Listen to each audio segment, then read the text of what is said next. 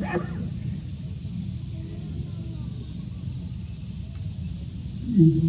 الله وملائكته يصلون على النبي يا أيها الذين آمنوا صلوا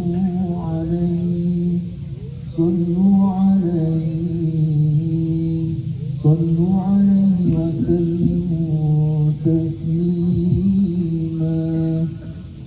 Assalamualaikum warahmatullahi wabarakatuh. Allahu Akbar, Allahu Akbar, Allahu Akbar, Allahu Akbar, Allahu Akbar kabira, walhamdulillahi katsira, wa subhanallahi bukratan wa asila, la ilaha illallah, wallahu akbar, Allahu akbar, walillahil hamd.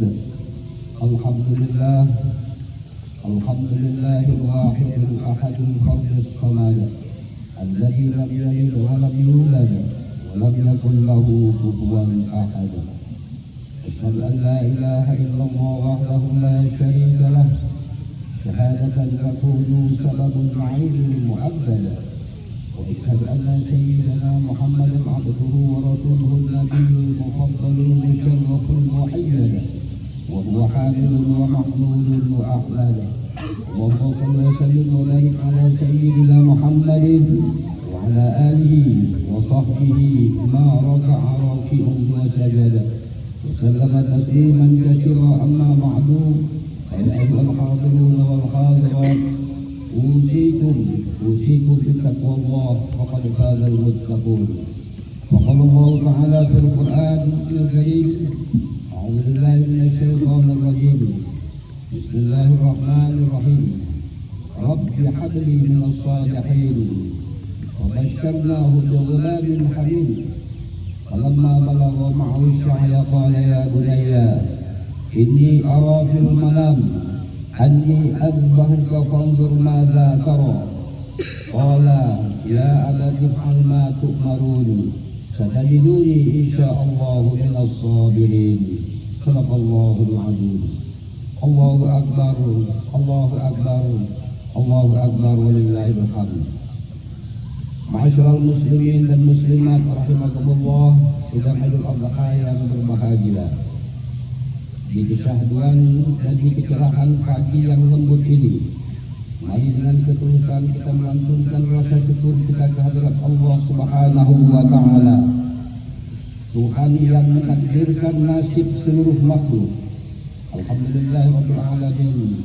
Pada pagi ini Allah menakdirkan kita untuk dapat hadir melaksanakan salat Idul Adha, dan kita dapat melaksanakan seluruh aktivitas yang insyaallah sebentar lagi akan melaksanakan pemotongan hewan kurban yang merupakan rangkaian dari Idul Adha.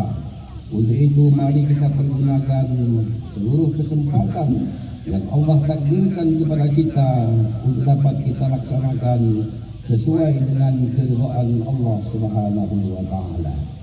Salawat dan salam lupa pula kita hadiahkan kepada junjungan alam Habibullah Rasulullah Muhammad sallallahu alaihi wasallam, yang kepadanya seluruh hukum-hukum syariat diturunkan, baik secara konsep dan operasional, sehingga kita tahu, kita mengerti, dapat memahami bahwa sesungguhnya tidak ada jalan yang mampu menyelamatkan kehidupan umat manusia di dunia maupun di akhirat kecuali dengan mengikuti, menegakkan dan menghidupkan seluruh syariat-syariat yang telah diajarkan oleh baginda Rasulullah sallallahu alaihi wasallam sampai kepada syar'ul man qablana, pelaksanaan ibadah yang telah kita wariskan dari runtunan segala nabi-nabi yang telah Allah turunkan, seperti sebagaimana kita melaksanakan salat Idul Adha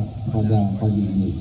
Allahumma salli ala sayyidina Muhammad wa ala ali sayyidina Muhammad Mudah-mudahan kita berharap akan syafaatnya di yaumil mahsyar kelak, dan bermodal dengan syafaat itu insya Allah kita menuju dan memasuki surga Allah bersama-sama dengan baginda Rasulullah sallallahu alaihi wasallam. Amin ya rabbal alamin. Allahu akbar, Allahu akbar, Allahu akbar, walillahil hamd. Ma'asyiral muslimin dan muslimat, rahimakumullah, sedang Idul Adha yang berbahagia. Hakikat Idul Adha itu mengandungi dua ibadah besar. Yang pertama adalah haji, yang kedua adalah ibadah kurban.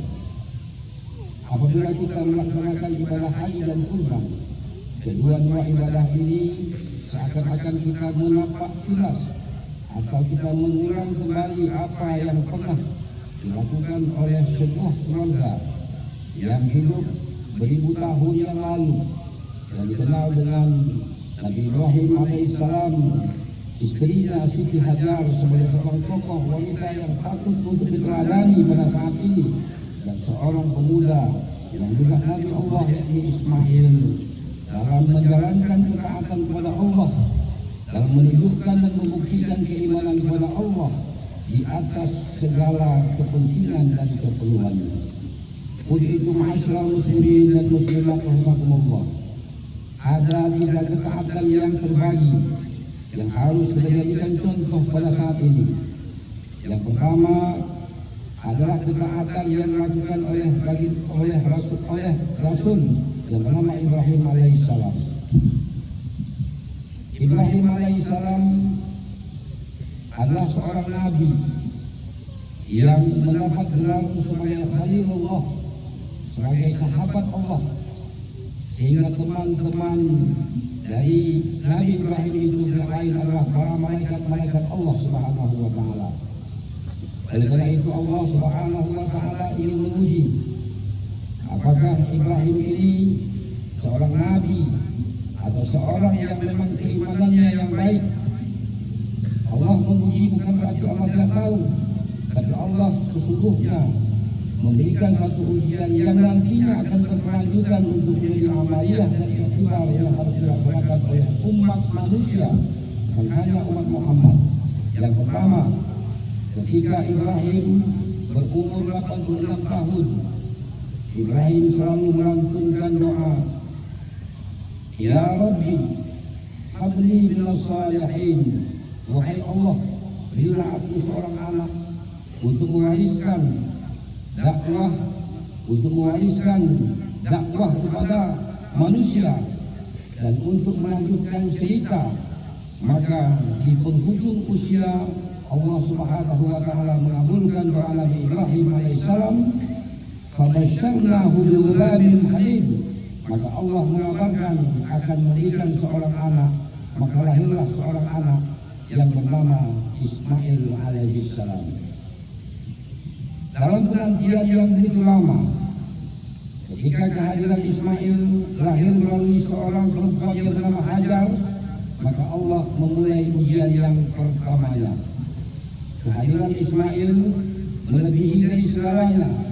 Ia adalah pelipur lara, ia adalah pelanjut cerita, ia adalah penerus warisan ketauhidan. Maka di tengah kasih sayang, ia bagaikan hujan yang datang di saat kemarau panjang.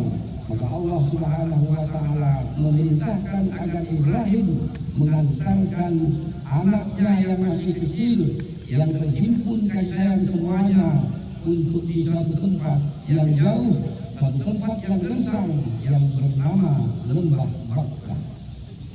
Maka ketika Ibrahim mengantarkan anaknya dan istrinya, seorang suami yang pada saat awal saja sudah harus berpisah di tempat yang jauh dengan istri, dengan seorang anak yang sangat lama dinantikan, betapa haru, betapa sedih, betapa hawa nafsunya menggoda untuk tidak melakukan sebuah ketaatan.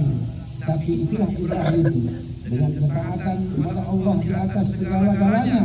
Maka Ibrahim mengantarkan dua orang anak dan istrinya dengan perbekalan yang tidak mencukupi ke suatu lembah yang disebut dengan Lembah Bakkah.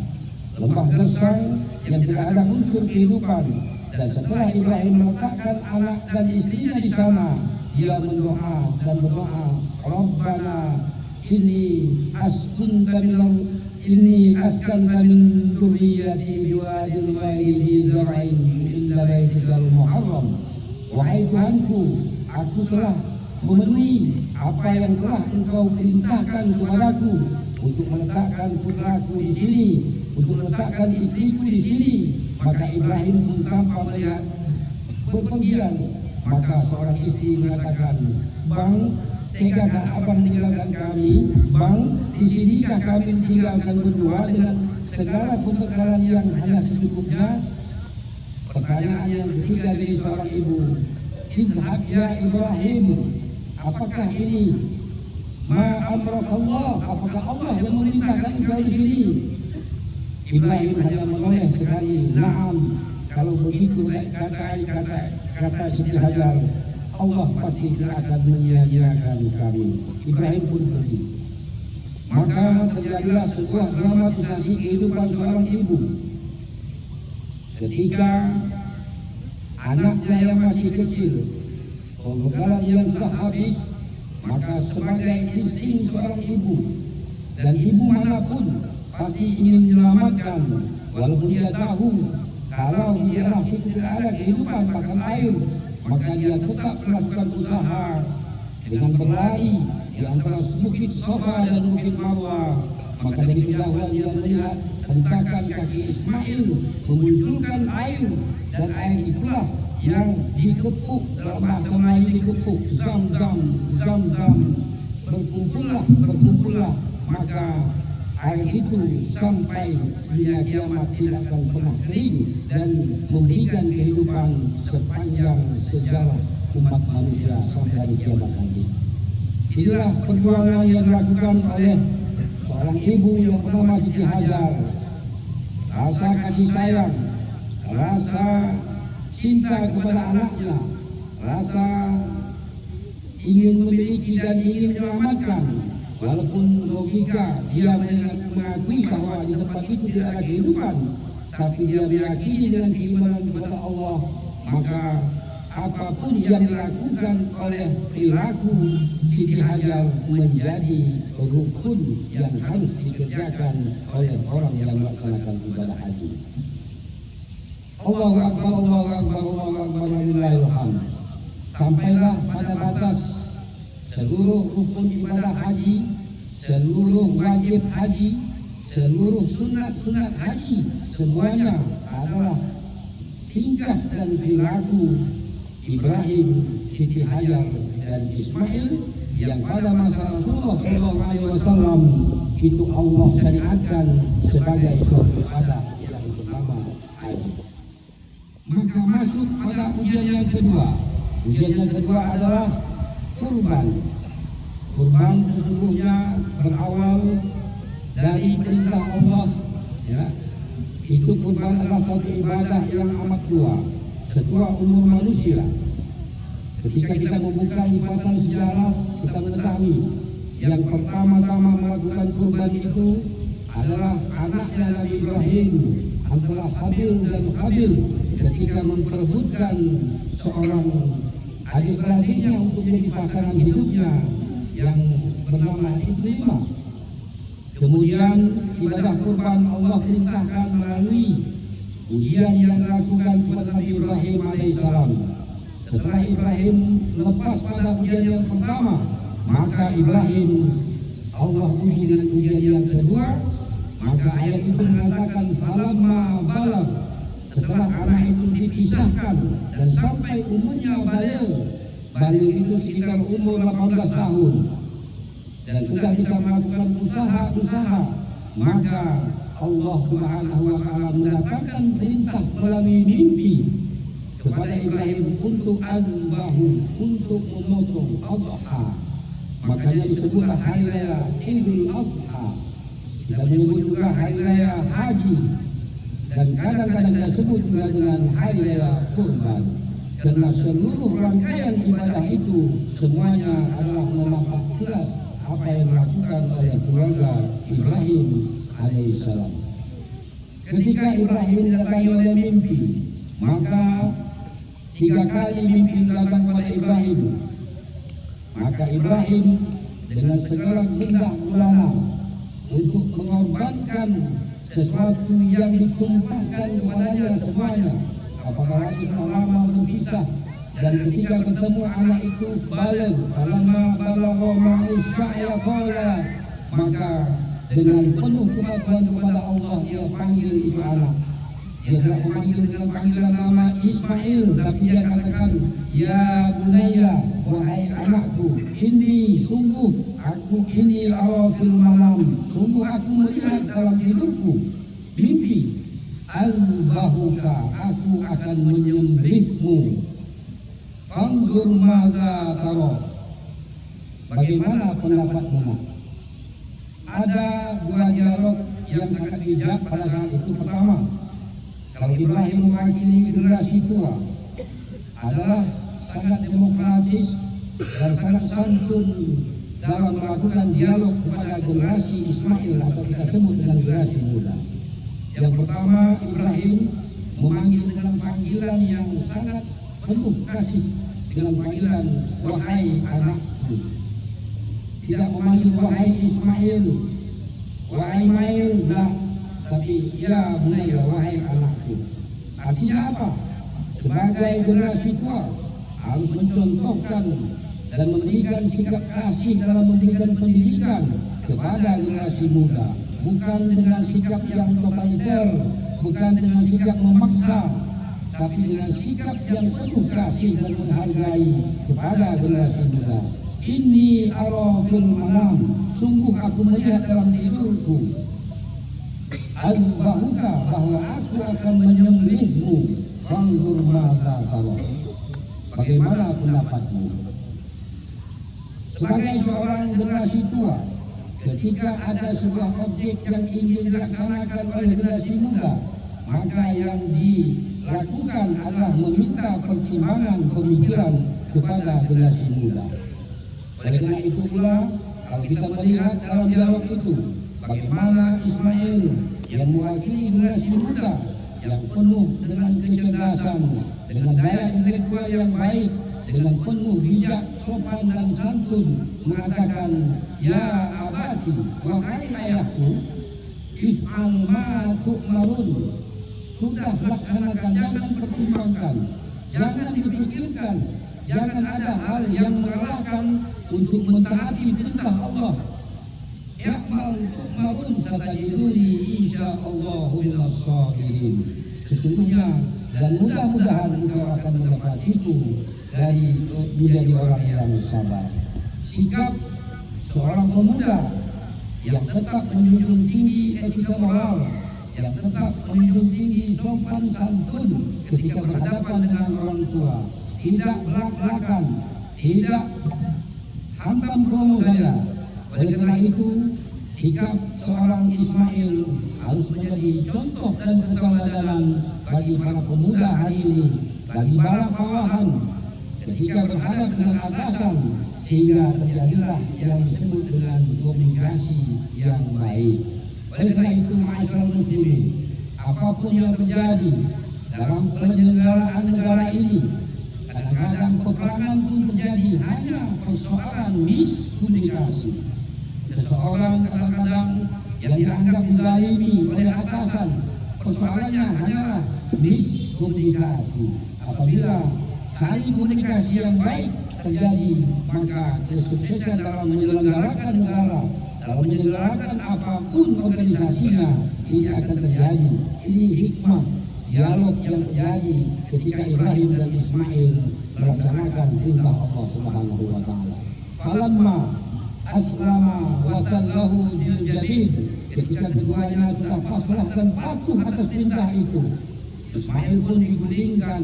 Ismail hanya mengatakan, wahai ayahku, jangan kau tentangkan aku, karena aku khawatir apabila engkau memotongku, kau akan merasakan sedih, kau akan melihat wajahku sedih. Maka untuk tidak menghalangi untuk melaksanakan perintah Allah, terluputkan aku. Maka setelah falamma aslama wa talama lil jabin, pemotongan itu akan dilakukan, maka Allah Subhanahu wa taala memanggil Ibrahim, wa nada ya Ibrahim qad saddaqta ru'ya innaka laminal muhsinin.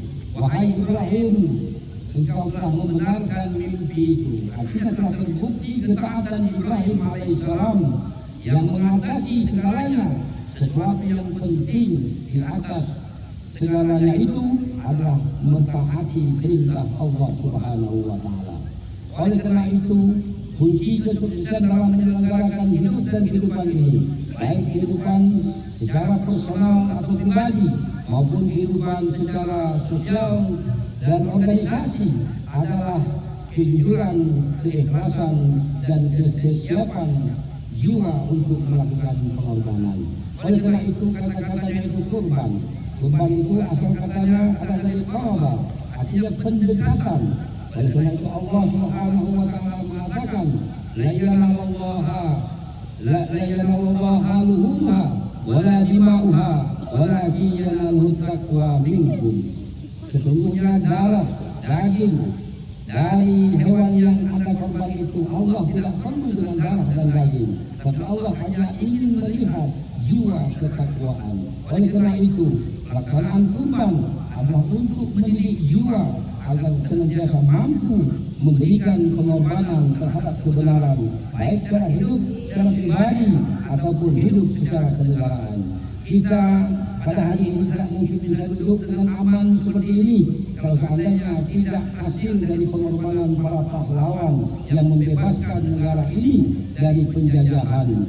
Mereka berkorban harta, mereka berkorban waktu, bahkan mereka mengorbankan nyawa mereka, tapi bukan matinya hari ini. Kita hari ini tidak akan mungkin duduk dengan pakaian muslim yang baik.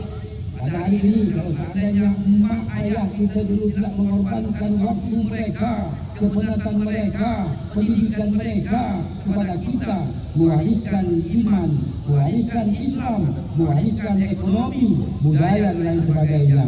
Oleh karena itu merupakan tanggung jawab kita kepada generasi-generasi yang akan datang untuk siap berkorban apapun dalam membangun generasi yang akan datang sebagai sebuah estafet untuk kemajuan, terutama di daerah, di kampung kita ini, di negeri junjungan ini akan mengalami sebuah kemajuan. Apabila kita mengalami pergantian estafet dengan hal yang sama, maka kita telah rugi. Bahkan kita, apalagi kalau seandainya pergantian itu lebih buruk, itu adalah sebuah bencana yang terjadi di alam atau di masa kita. Oleh karena itu, melalui ibadah kurban ini, mari kita senantiasa mendidik jiwa kita untuk senantiasa berkurban atau memberikan pengorbanan dalam upaya menjalankan dan mensyiarkan agama Allah, mensukseskan kehidupan diri dan keluarga kita, mensukseskan dan memajukan daerah, kampung, bangsa, bahkan negara kita. Fa'tabiru ya ulil absar la'allakum tuflihun. Allahumma salli wa sallim wa zid wa dim wa an'im wa tafaddal wa barik bi jalalika wa kamalika ala sayyidi ibadika wa ashrafi ubadik sayyidina wa maulana Muhammad wa ala alihi wa sahbihi wa barik wa sallim wa radiyallahu tabaraka wa ta'ala an kulli sahabati rasulillahi ajma'in. Allahu akbar, Allahu akbar, Allahu akbar, Allahu akbar, Allahu akbar, Allahu akbar, Allahu akbar kabira, alhamdulillahi katsira, subhanallahi bukratan wa asila, la ilaha illallah, wallahu akbar, Allahu akbar walillahil hamd. Alhamdulillah, alhamdulillah hamdan katsiran kama amara. Asyhadu an la ilaha illallah irghaman liman jahada bihi wa kafara. Wa asyhadu anna sayyidana wa nabiyyana Muhammadan abduhu wa rasuluhu sayyidul khalaiqi wal bashar. Allahumma salli wa sallim wa barik ala sayyidina Muhammad wa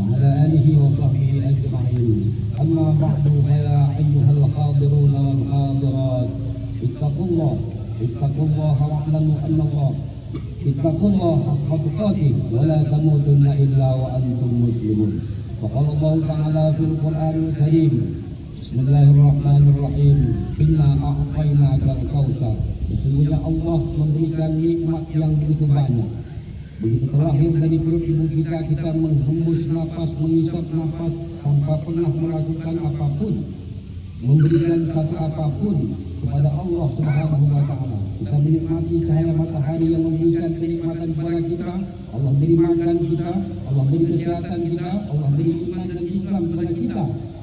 Maka Allah mengatakan fasalli li rabbika wanhar. Maka sembahlah Allah karena Tuhanmu dan berkurbanlah. Kalau hanya kurban kita hanya 2 juta, 3 juta, tapi kita nikmati seluruh nikmat Allah itu lebih dan tidak akan mungkin kita bisa menghitungnya. Pernapasan yang kita hembus saja, ketika dalam kehidupan terjadi sesak, maka untuk mengatasi sesak saja beberapa juta uang yang harus kita keluarkan baru kita merasakan kenikmatan pernapasan itu. Oleh karena itu, dari sekian banyak pernapasan yang diberikan oleh Allah Subhanahu wa Ta'ala, Allah hanya ingin membuktikan fasalli li rabbika wanhar. Sembahlah Allah, laksanakan salat baik yang wajib, yang sunat, termasuk salat Idul Adha yang baru saja dilaksanakan ini. Wanhar, dan berkurbanlah. Berkurban dalam bentuk objek binatang yang harus kita kurbankan, ataupun jiwa kita menjadi jiwa yang mampu memberikan pengorbanan untuk kebaikan. Inna syani'aka huwal abtar. Siapakah yang membenci tidak memilih itu, dia akan celaka dan terputus dari keberkahan Allah Subhanahu wa Ta'ala. Wa'lamu anna Allah amarakum bil amri bada'a fi nafsihi wa sanna bi malaikatihi qudsihi wa qala ayyuhal qailan 'alima inna Allah wa malaikatahu yusalluna 'alan nabi ya ayyuhalladzina amanu sallu 'alaihi wa sallimu taslima. اللهم صل على سيدنا محمد وعلى ال سيدنا محمد كما صليت على سيدنا ابراهيم وعلى ال سيدنا ابراهيم وبارك على سيدنا محمد وعلى ال سيدنا محمد انك حميد مجيد. وارض اللهم عن الخلفاء الراشدين ابي بكر وعمر وعثمان وعلي وعلى بقيه الصحابه والقرابه والتابعين والتابع التابعين لهم باحسان الى يوم الدين. وارض عنا معهم برحمتك يا ارحم الراحمين. اللهم اغفر للمسلمين والمسلمات والمؤمنين والمؤمنات الاحياء منهم والاموات برحمتك يا ارحم الراحمين. اللهم اقض السلامه والعافيه والغنيمه والصحه علينا ولعبيدك الحجاج والزوارة والمسافرين والمقيمين في برك وبحرك من أمة محمد عليهم أجمعين. ربنا آتنا في الدنيا حسنة وفي الآخرة حسنة وقنا عذاب النار والحمد لله رب العالمين. عباد الله إن الله يأمركم بالعدل والإحسان وإيتاء ذي القربى وينهى عن الفحشاء والمنكر والبغي يعظكم لعلكم تذكرون. فاذكروا الله العظيم يذكركم واشكروا على نعمه يزدكم ولذكر الله أكبر. والسلام عليكم ورحمة الله وبركاته.